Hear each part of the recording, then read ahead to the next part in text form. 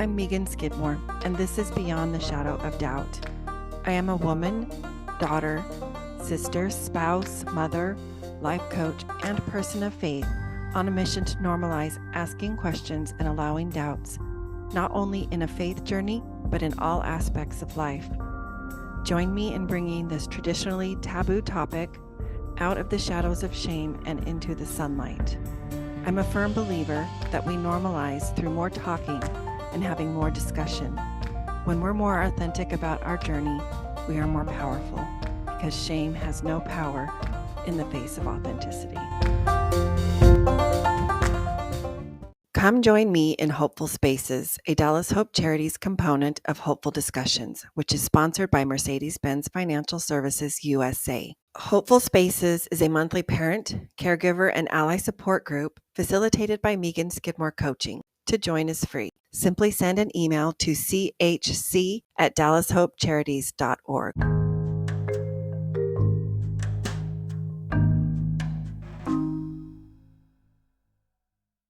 Vulnerability is the emotion that we experience during times of uncertainty, risk, and emotional exposure. So said Brene Brown in Atlas of the Heart.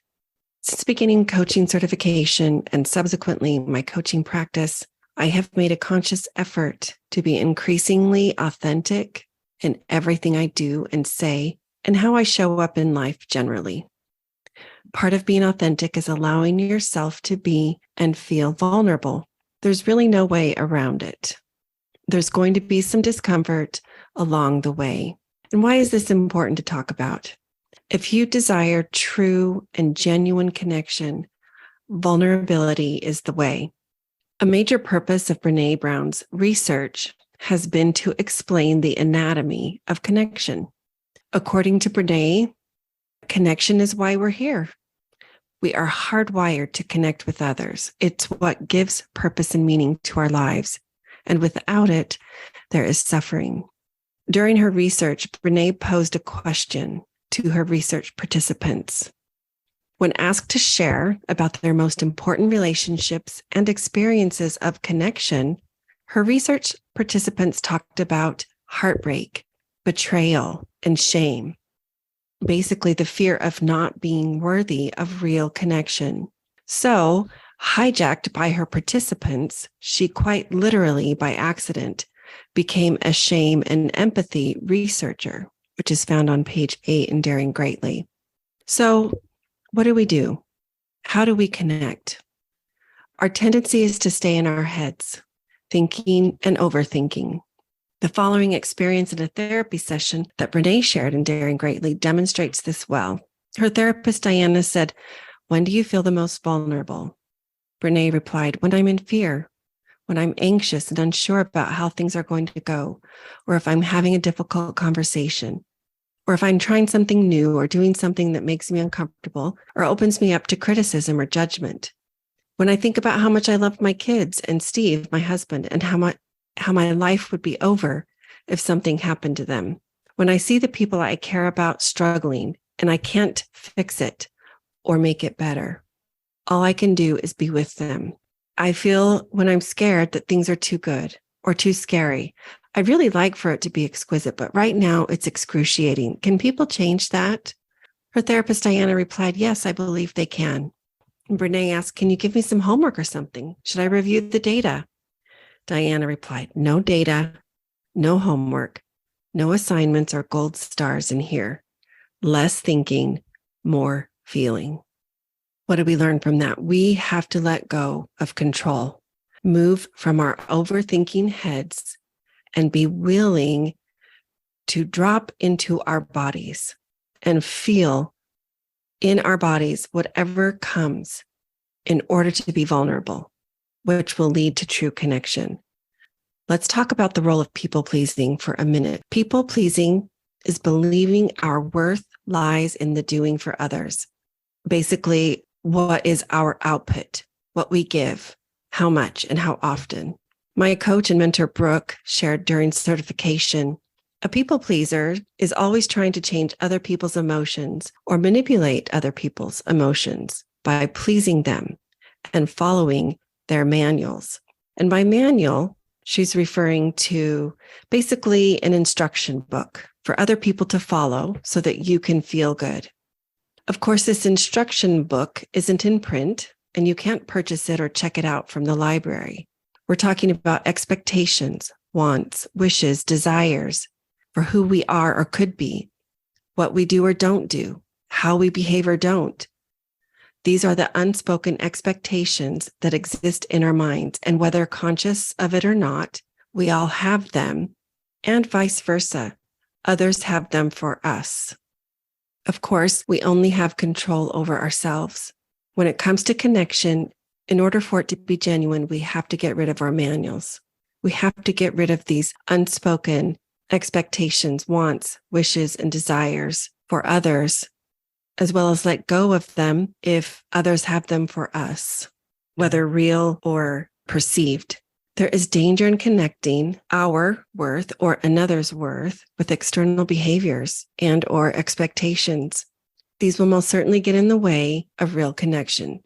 Instead of focusing on authenticity and vulnerability, the focus is rather on meeting some unrealistic expectation that is defined by someone other than yourself. So if we are in people-pleasing mode, we will not be truly connecting with others or with ourselves. However, to shift out of people-pleasing mode, there is a payoff. As Brooke also said, I would rather people dislike me for me than to like me for who I am not.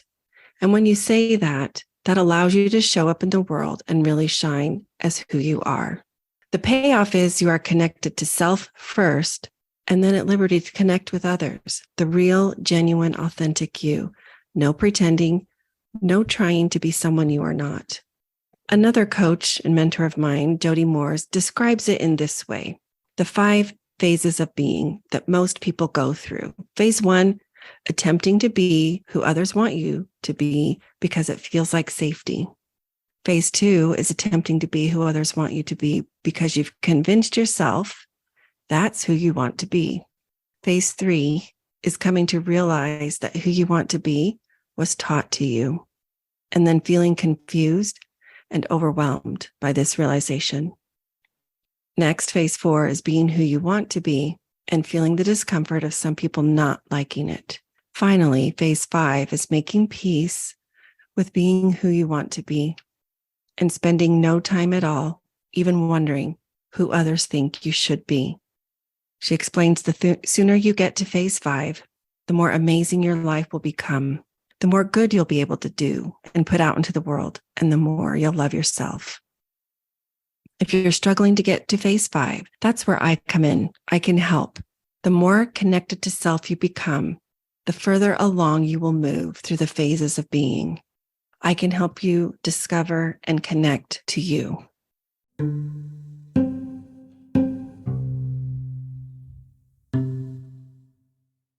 If you haven't already, make sure to subscribe and follow Beyond the Shadow of Doubt podcast. Also, don't forget to enter my podcast giveaway, where the first prize is a $100 gift card. To do so, simply leave a review and a 5-star rating on Apple Podcasts. Upload a screenshot to my Google Doc. That's it. You can also share this giveaway with a friend. Make sure they mention that you referred them, because if your friend's name is drawn as winner, you both will win a $100 gift card. All the details and the link to enter, including to the Google Doc, is in the show notes or in the bio of my Instagram profile. Visit meganskidmorecoaching.com, where you can find this podcast as well as additional free resources. Check the podcast show notes on any platform for links to sources cited.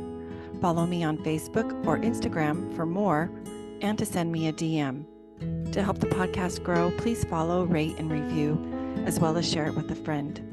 Beyond the Shadow of Doubt is a proud member of the Dialogue Podcast Network, which is a part of the Dialogue Journal found at dialoguejournal.com/podcast network. Founder Eugene England was a Mormon writer, teacher, and scholar who wrote, "My faith encourages my curiosity and awe.